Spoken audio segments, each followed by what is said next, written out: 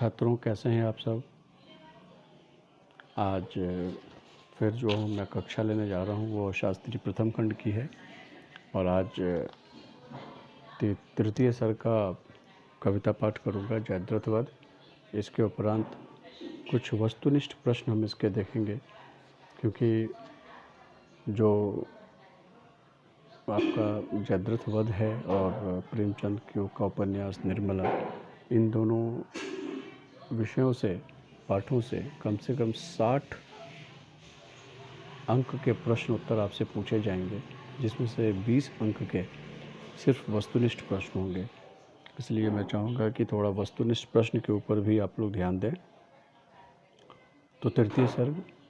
श्री वत्सलाक्षण विष्णु तब रहकर वचन प्रज्ञापगे, धीरज बंधा कर पांडवों को शीघ्र समझाने लगे।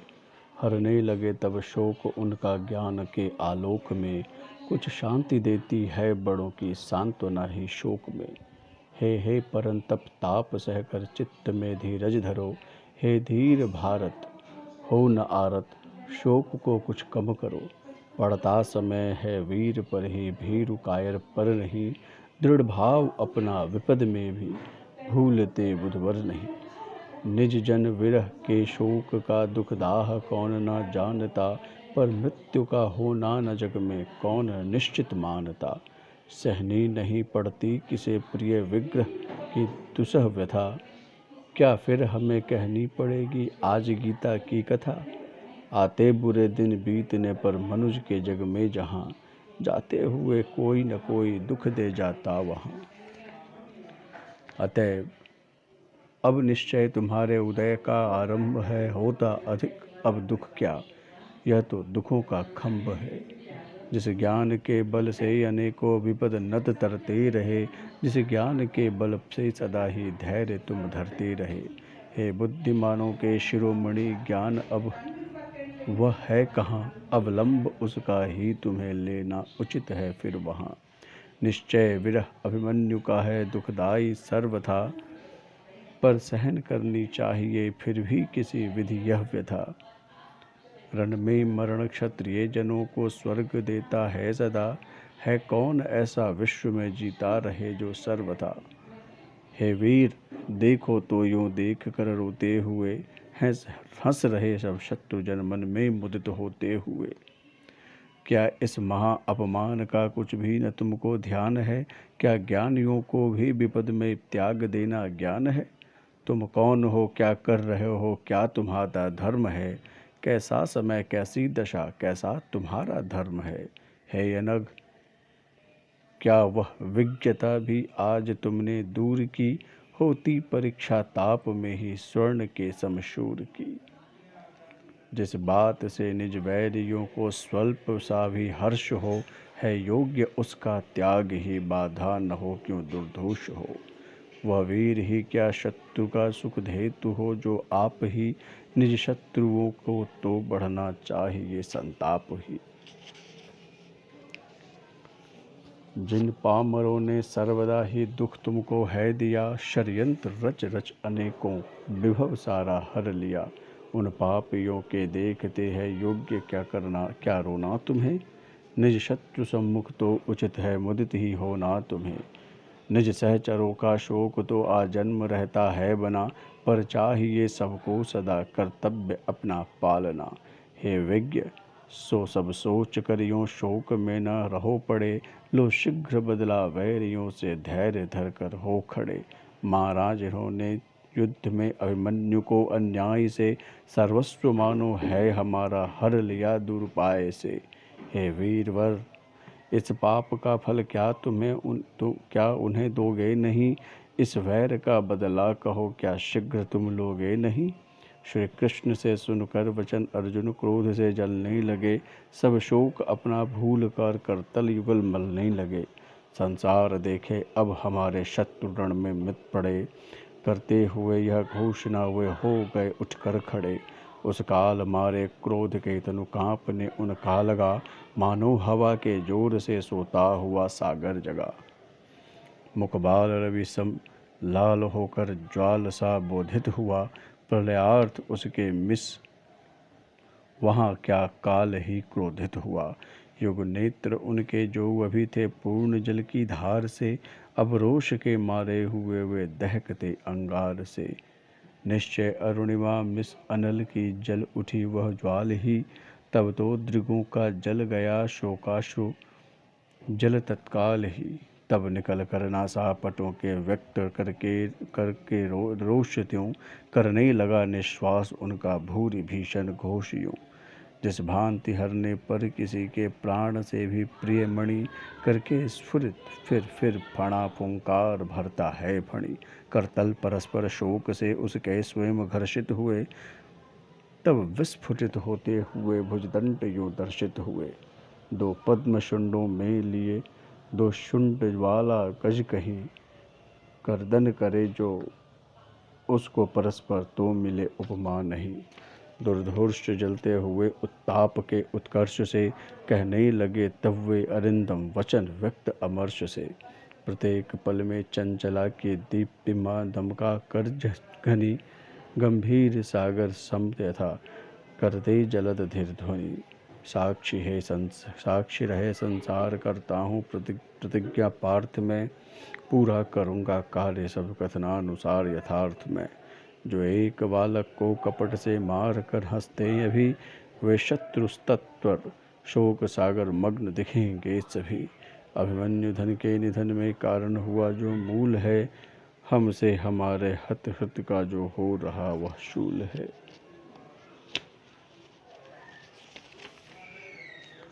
उस खल जयद्रथ को जगत में मृत्यु ही अब सार है, उन्मुक्त बस उसके लिए रौरव नरक का द्वार है। तजधित राष्ट्रों को सवेरे दीन होकर जो कहीं श्री कृष्ण और अजात रिपु के शरण वह होगा नहीं, तो काल भी चाहे उस स्वयं हो जाए उसके पक्ष में, तो भी उसे मैं वध करूँगा प्राप्त कर शर लक्ष्य में।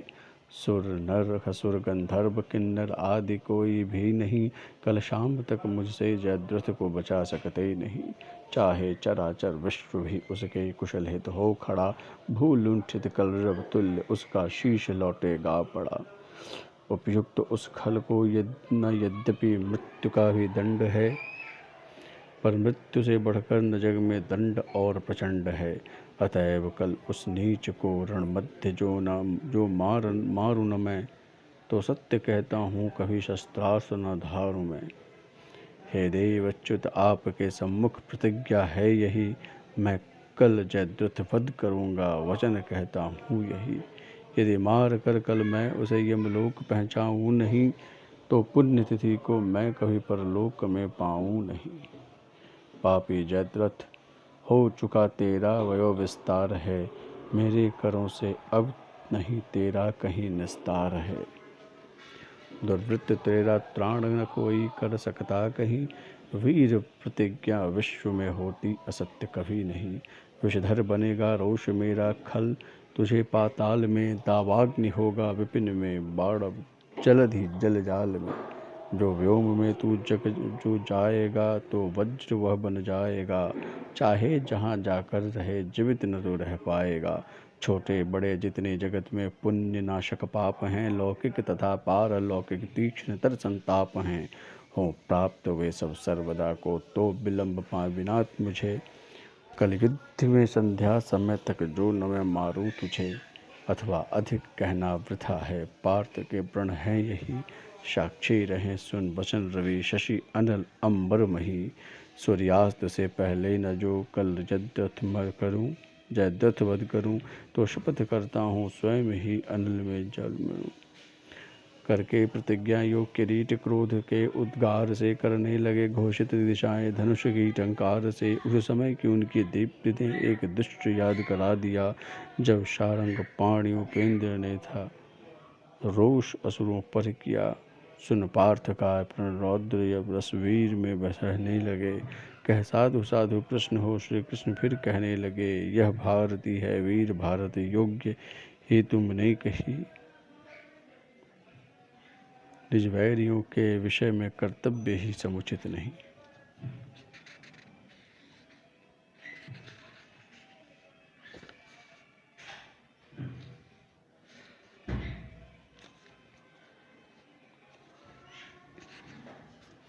इसके अनंतर मुद्रित माधव कुंभ रव करने लगे, प्रण के विषय में पांडवों का सोच सहारने लगे। प्रिय पांचजन का करस्त हो मुखमल मुख लग्न यो शोभित हुआ, कल हंस मानो कंजवन में आ गया लोभित हुआ। फिर भीम अर्जुन आदि भी निशंक रव करने लगे, पीछे उन्हीं के सैन्य में रणवाद्य मन हरने लगे। तब गूंज कर वह घोर रव सब ओरियों भरने लगा, मानो चराचर विश्व को ही नाद में करने लगा। करके श्रवण उस नाद को कौरव बहुत शंकित हुए, नाना नवीन विचार उनके चित्त में अंकित हुए। पार्थ प्रतिज्ञा भी उन्होंने दूत के द्वारा सुनी, जो दैत्यागण ने जिष्णु जे जीवूत के द्वारा सुनी। ग्रीष्मांत में घननाद सुनकर भीत होता हंस, जो व्याकुल हुआ यह बात सुनकर सिंधुराज निशंस त्यों। प्रत्यक्ष सा निज रूप उसको मृत्यु दिखलाने लगी, दावाग्नि सी बढ़ती गई और निकटतर आने लगी। कर्तव्य विमूढ़ समान वह चिंतामग्न में जलने लगा। नज कृत्य बारंबार उसको चित्त में खलने लगा, देखा न और पदार्थ कोई प्राण से प्यारा नहीं है, वस्तु अप्रिय अन्य जग में मृत्यु से बढ़कर नहीं। संसार में आशा उसे कुछ भी न जीवन की रही, बस दीखने उसको लगी निज मृत्यु में सारी मही। तब वह सुयोधन के निकट आया फंसा भय जाल में, गति है न अन्य सुहृद जनों में भिन्न आपातकाल में।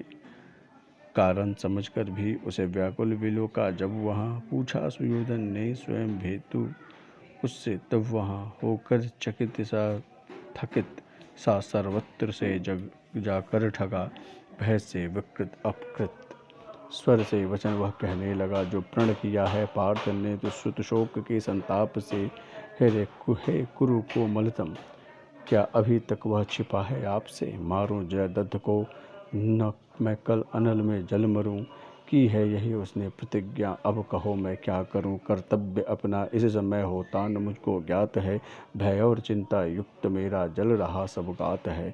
अतएव मुझको अभय देकर आप रक्षित कीजिए, या पार्थ प्रण करने विफल अन्यत्र जाने दीजिए। मैं सत्य कहता हूँ नहीं है मृत्यु की शंका मुझे, सब दीप्त जीवन दीप बुझते हैं, किंतु मुझको चित्त में चिंता प्रबल, केवल यही अब देख पाऊंगा तुम्हारी मैं निष्कंटक मही। इस भांति उसके वचन सुन राज प्रेम बोला प्रेम से, हे वीर तुम निर्भय तथा निशंक हो क्षेम से।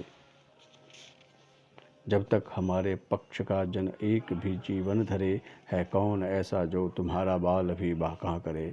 यह प्रण हमारे भाग्य से ही है धनंजय ने किया, होगी सहज ही हमारी अब सफल सारी क्रिया। कर्णादि के रहते हुए क्या सफलता पाएगा, कल शाम को जलकर अनल में स्वयं मर जाएगा। अर्जुन बिना जीवित रहेंगे धर्मराज भी नहीं भी, सो यूं स्वयं ही रिपु हमारे नष्ट होंगे वे सभी। कृप कर्ण द्रोणाचार्य जिसके त्राण के हित में हो खड़े, बस जान लो सब शत्रु मृत्यु उसके मुख में पड़े। अन्यत्र जाने की अपेक्षा योग्य है रहना नहीं, रक्षा तुम्हारे विश्व में अन्यत्र संभव है नहीं। क्या द्रोण कर्ण कृपादि से बलवान है कोई नहीं, है कहीं रक्षक जहाँ आत्मीय जन हो, योग्य इसमें है रहना वहीं। कहकर वचन कुरुराज ने यूँ सब उसे धीरज दिया, हो स्वस्थ तब उसने नृपति का बहुत अभिनंदन किया। कर्णादि ने बहुत दूर तक भांति अपनी यंत्रणा करने लगे, फिर अंत में युद्ध विषयक मंत्रणा। तो छात्रों ये तीसरा सर्ग था, और इसके बाद आज हम थोड़े प्रश्न उत्तरी के ऊपर ही विचार करेंगे। अगर आपके पास अभी कॉपी और पेन है तो फटाफट लिखना शुरू कीजिए। पहला प्रश्न है, दुर्योधन की इकलौती बहन का विवाह किससे हुआ था। प्रश्न फिर से सुन लीजिए, दुर्योधन की इकलौती बहन का विवाह किससे हुआ था। उत्तर है सिंध देश के राजा जयद्रथ के साथ। सिंध देश के राजा जयद्रथ के साथ। इस तरीके से दुर्योधन की इकलौती बहन थी दुशाला, और जयद्रथ जो थे वो दुर्योधन के बहनोई थे। दूसरा प्रश्न, जयद्रथ वध खंड काव्य में चक्रव्यूह की रचना किसने की थी? प्रश्न फिर से सुन लीजिए। जयद्रथ वध खंड काव्य में चक्रव्यूह की रचना किसने की थी? उत्तर है गुरु द्रोणाचार्य ने। तीसरा प्रश्न, गुरु द्रोणाचार्य का परिचय दें। ऋषि भारद्वाज और घृतार्ची नामक अप्सरा के पुत्र तथा धनुर्विद्या में निपुण परशुराम के शिष्य थे। द्रोणाचार्य कौन थे? तो ऋषि भारद्वाज और घृतार्ची नामक अप्सरा के पुत्र और धनुर्विद्या में निपुण परशुराम के शिष्य थे। महाभारत युद्ध में द्रोणाचार्य किस पक्ष के सेनापति थे? ये तो बहुत आसान है, कौरवों के पक्ष के। जयद्रथ वध ग्रंथ के अनुसार संसार का सबसे बुरा कर्म क्या है? प्रश्न फिर से सुन लीजिए। जयद्रथ वध ग्रंथ के अनुसार संसार का सबसे बुरा कर्म क्या है? तो उत्तर है अपने अधिकार का उपयोग ना करना। छठा प्रश्न, अपने अधिकारों को प्राप्त करने हेतु अपने बंधुओं को दंड देना किस कोटि में रखा जाना चाहिए? धर्म क्षेत्र में। जयद्रथ वध की प्रतिज्ञा किसने की थी? तो उत्तर है पांडुपुत्र अर्जुन ने। अर्जुन ने सूर्यास्त से पूर्व जयद्रथ का वध न कर सकने की स्थिति में कौन सी प्रतिज्ञा ली थी? अर्जुन ने सूर्यास्त से पूर्व जयद्रथ वध न करने पर कौन सी प्रतिज्ञा ली थी?